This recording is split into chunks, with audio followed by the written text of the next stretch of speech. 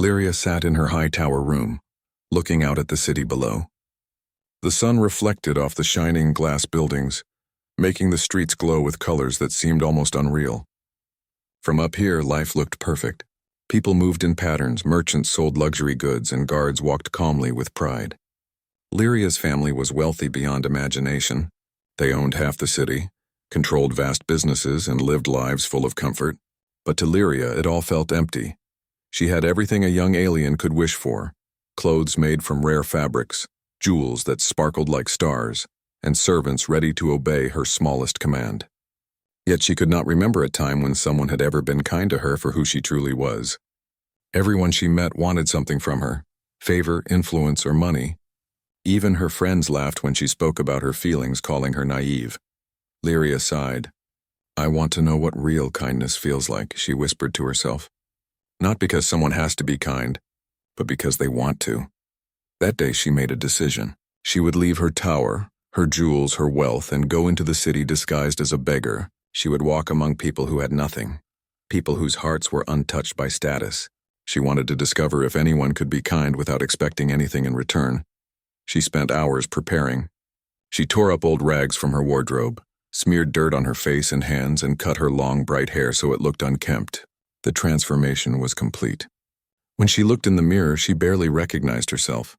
She looked like one of the countless beggars she had only seen from her balcony, moving silently through the streets. As she stepped outside, the city felt different. The air smelled of food, smoke, and dust. Children ran past her laughing while vendors shouted about their wares. She kept her head down and walked slowly, careful not to draw attention. Every now and then, someone would glance at her with disinterest, or step around her as if she were invisible. Her first stop was the marketplace, a bustling area where merchants sold everything from shiny metals to strange fruits. She approached a fruit stall and tried to ask for some scraps of food. The vendor, a tall alien with scales shining in the sun, barely looked at her. "Beggar," he hissed. "Move along. I have no time for liars." Lyria's heart sank. She had expected this might happen, but it hurt more than she imagined. She moved away quietly, her stomach growling. Hunger was new to her.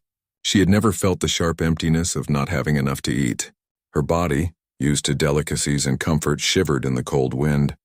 Hours passed, and Lyria wandered the streets. She saw other beggars, some friendly, some suspicious. Most avoided her, whispering among themselves.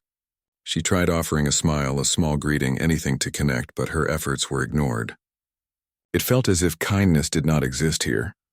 Just as she was about to give up, she noticed a human standing near the city gates. He was tall, with dark hair and clear eyes, wearing simple clothing that marked him as someone not from the city. He was observing the surroundings, not as a visitor or a merchant, but as someone who noticed small details. Lyria watched him carefully. She moved closer and saw him helping a small child who had dropped her basket of bread. The human picked up the bread and handed it back to her, smiling kindly.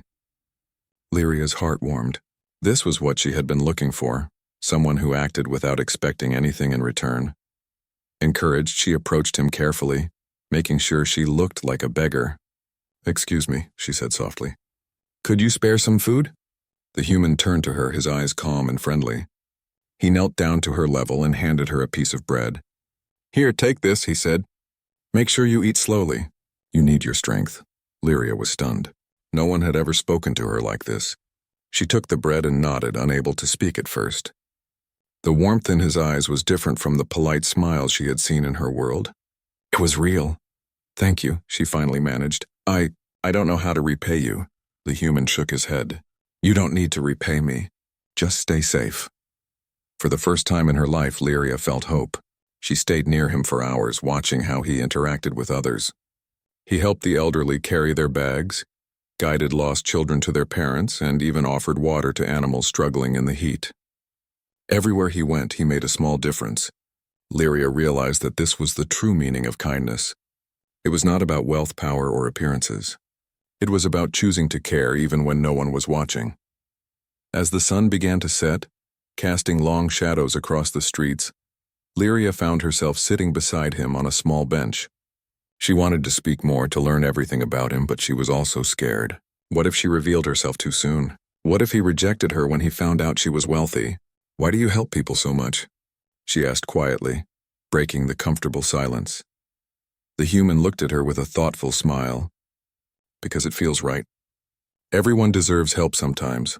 If I can make someone's day a little better, why wouldn't I? Lyria nodded slowly, absorbing his words. They were simple but powerful. In her world, words like this were rare. People talked about honor, status, and success, but no one ever talked about doing good just because it was right. Night fell, and the city changed. Street lamps lit up the narrow alleys, and most citizens retreated to their homes. Lyria stayed with the human for a while longer, learning from him quietly. She wanted to remember every detail. The way he smiled at strangers, the way he helped without hesitation, the way he treated everyone equally. Eventually, she realized she needed to return to her tower. She could not stay in disguise forever, but she knew she would come back. There was something about this human, something pure and honest that she could not forget. As she walked back through the streets, she felt a strange mix of sadness and excitement. Sadness because her city was full of people who could not understand kindness. Excitement because she had discovered someone who truly did. She felt a spark in her heart, a desire to learn more, to see how far kindness could go and perhaps to bring it back to her own world. When she reached her tower, she cleaned herself up and returned to her life of luxury. Her servants noticed nothing different. Her parents continued their talks about trade, power, and status. But Lyria's mind was elsewhere. She thought about the human who had shown her the kindness she had never known. She wondered what he would think of her world, with all its wealth but little compassion. That night she sat by her window, looking at the city lights. The streets below were quiet now, but she could still feel the echoes of what she had seen.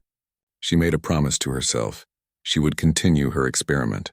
She would learn everything she could about genuine kindness, and she would find ways to make a difference even in her own privileged world. And most of all, she wanted to see that human again. There was something about him that inspired her, something she could not explain. She knew that her journey had only just begun, and that discovering true kindness would change her life forever. The next morning, Lyria woke early, her mind still full of thoughts about the human she had met. Ethan's kindness lingered in her heart like sunlight after a storm. She had never felt so inspired by anyone before. In her world, wealth and status were everything. People bowed to her, smiled at her, but it was all hollow.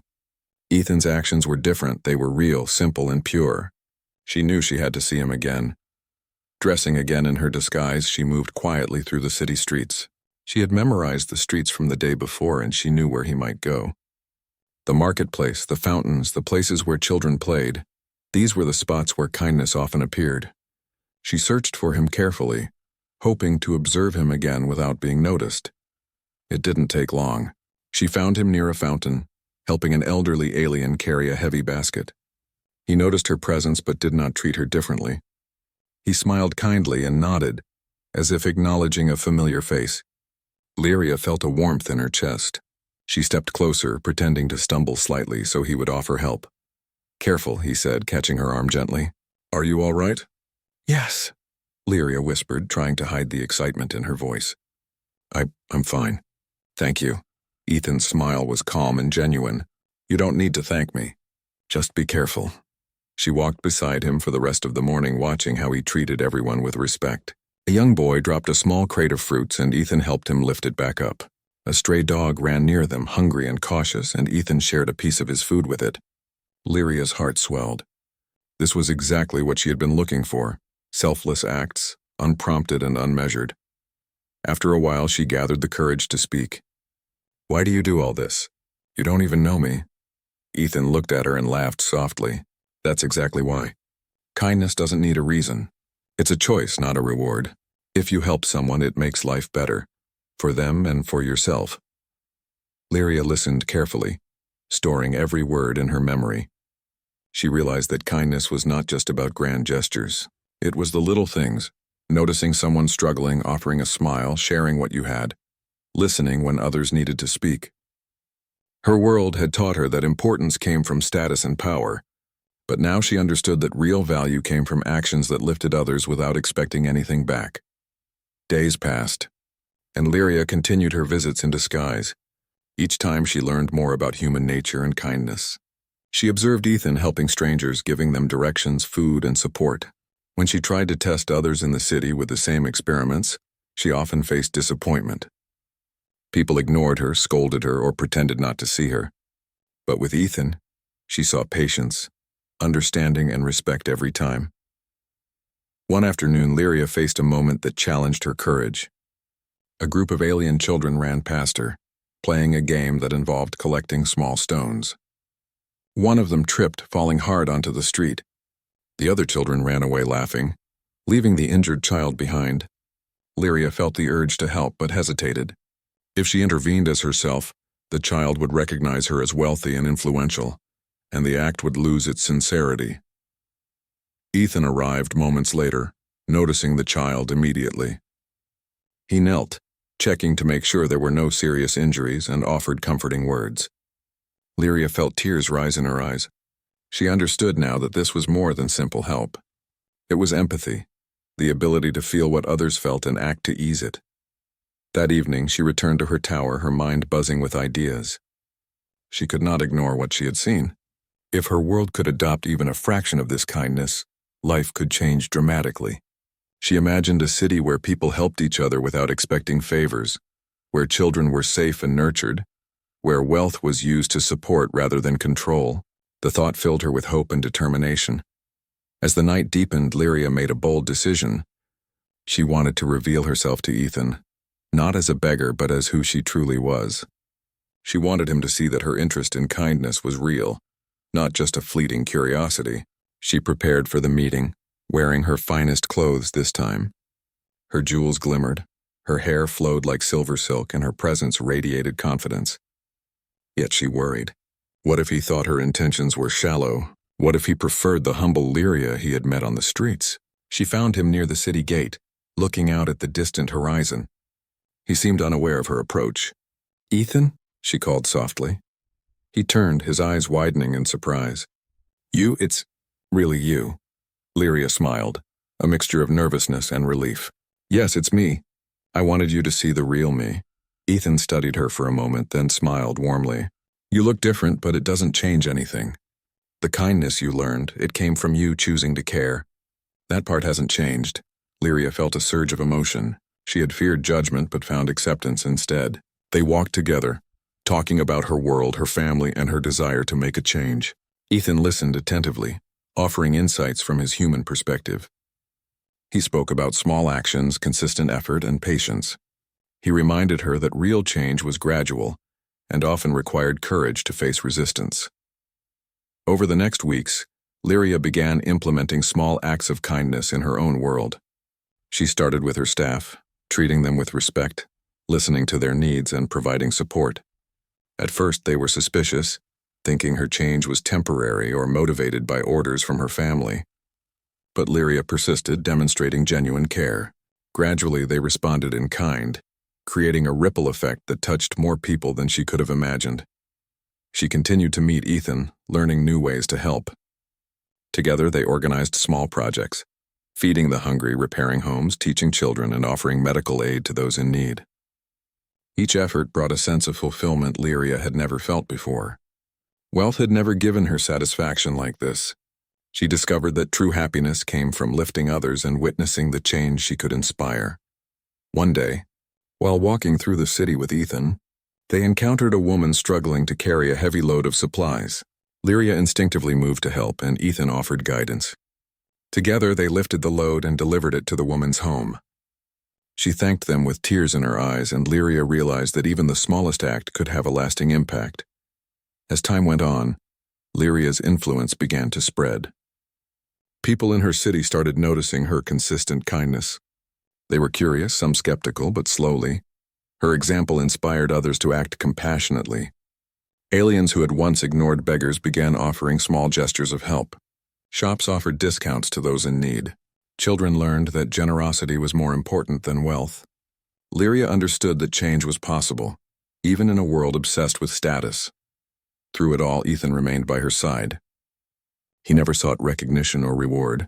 He simply acted, guided by empathy and the belief that every life had value.